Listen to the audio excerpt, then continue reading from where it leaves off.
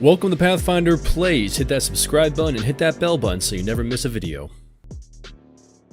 Hello everybody and welcome back to Pathfinder Plays, and thanks for spending some time with me today. It really means a lot. Today I want to talk more about dead matter, but not necessarily about the game mechanics or the items or cars or whatever else people are doing, but something that I find especially important and that I don't believe anyone's been covered anywhere else. Today I want to talk about the game setting, Alberta, Canada. Not many people know about this place, and I think it is important because there will be people who have never visited Canada, let alone Alberta specifically, from all over the world who will be enjoying this game. So I believe it is important to share some information about Alberta with the community and maybe theorize about what to expect from this game. So let's get started. So some pretty basic information to start off with. We know that Alberta is located in the western side of Canada, right above the state of Montana. Now, something interesting about this is the fact that Montana and Alberta share an international peace park called the Waterton Glacial International Peace Park. Now, you might be thinking that this is boring, why are you talking about this? But listen, there is the obvious implication that depending on where this game is set specifically, geographically, the possibility of crossing the border into America is there. But the other cool thing about the park is that it has been labeled a biosphere reserve. Now this label is only given by the UNESCO, or the United Nations Educational, Scientific and Cultural Organization. Now, you might be wondering what the heck is a biosphere reserve, Pathfinder, and I'll tell you. A biosphere reserve is an ecosystem with plants and animals of unusual scientific and natural interest.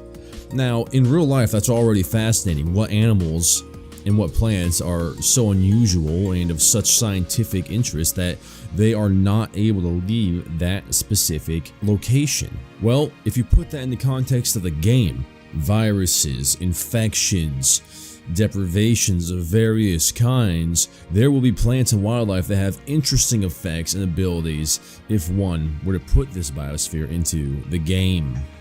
This very well may be an area that holds a faction even, because it is so protected. It is, in other words, a safe haven. Now, the population of Alberta is fairly large, with approximately 4 million people, which are mainly concentrated in two urban centers, Calgary and Edmonton. Now, this is super exciting because this gives us reason to believe that we can expect some expansive and brutal urban battles, both with AI and with other players. Tons of loot, tons of excitement. Of course, this is the largest province of Canada, covering 661,000 square kilometers. However, I believe we are only starting with 400 square kilometers when the game launches. This is not a bad thing because 400 square kilometers is already quite massive and gives hours, days of fun, and there's so much you can already explore. But being as there is so much more they could put in the game if it performs well, it is not silly to believe that future content could expand the map in any given direction, giving a distinct and different feel and experience. And by experience, I obviously mean the environment. This is one of the things that Alberta boasts about the most, and I'll tell you guys why. Alberta's environment is insanely diverse. Its ecosystem includes mountains, glacial lakes, vast boreal forests, foothills, fertile prairies, and desert badlands. It has everything for every kind of setting, and each setting gives different kinds of equipment, necessities, survival, scarcity. It's amazing. This area alone, Alberta alone, has 245 rivers and more than 600 lakes. The possibilities for expansion are immense. Now, as far as wildlife goes, of course, you can't have all this land, all these protected areas, all these rivers and lakes, and not have expansive wildlife. And of course, Alberta does. Alberta boasts 587 species of wildlife, some of which are endangered. Now, for the record, I don't expect the developers to put endangered animals in the game to be shot and hunted for food. Though it is a game, this is real life.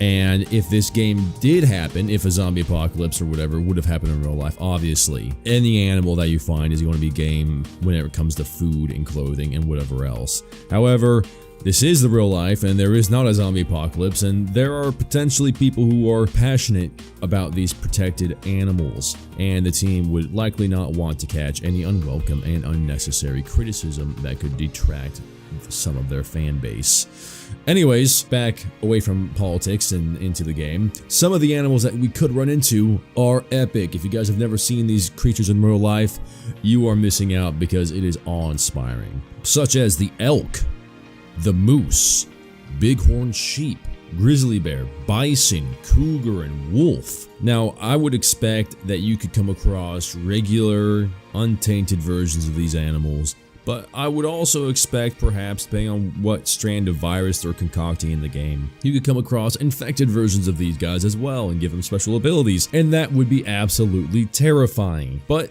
it would be a welcome flavor. There's even other animals that are more evasive in Alberta, and they include the lynx, bobcat, and even the wolverine. So in conclusion, I just wanted to compile some information that some of you may find interesting and exciting. Not everybody knows about Alberta or this setting, and I didn't before I looked into a little bit. And of course, the developers have way more experiential and inside knowledge that a mere hour of online search cannot compare to. So what I'm giving you guys today is just a taste of the experience of possible theories, and I cannot wait to see what they do. Alberta is a wonderful area from what I find, and it's full of potential for fun encounters, intense battles, role-playing and mechanics, and travel. I do hope to see you guys in this game, and come next year I will be starting my own Discord channel so I can play with the Pathfinder family.